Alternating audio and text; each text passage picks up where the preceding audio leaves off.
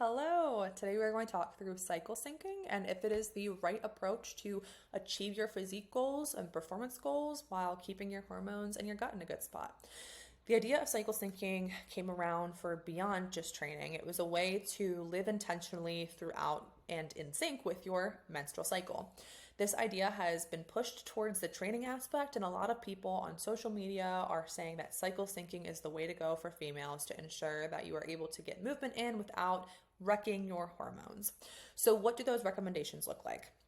Well, for menstruation, or days 1 to 5, 1 to 7, essentially through the end of your bleed, it's resting, it's restorative, it's self care. Think yoga, walking, stretching, resting. After that, you go into the rest of your follicular phase, which is from the end of the bleed until ovulation. That is the time to push it. That is when you can go intense on strength training, on cardio, on conditioning, HIIT style training, all of those things. That will be about 7 days according to the cycle syncing. So 1 week, maybe a little bit more, depending on how long that first phase lasts for you. After ovulation to the end of your cycle until the next bleed is more of a lower intensity movement.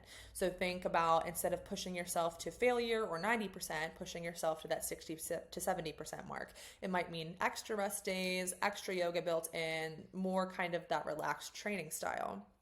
Now, does this work for everybody? No. Any one size fits all approach that you're going to find is normally not going to fit everybody. There really is not many things that are one size fits all.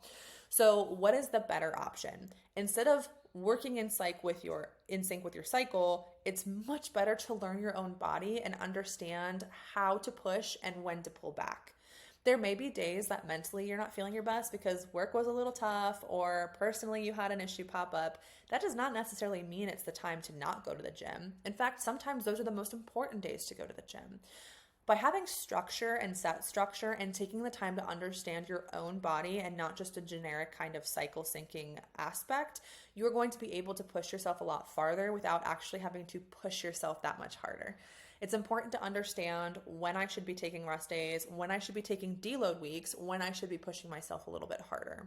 So I encourage you guys to develop a plan and develop structure to hold yourself accountable and to really take the time to learn how your body in particular responds to training, how your particular cycle affects your training, and build a program around that.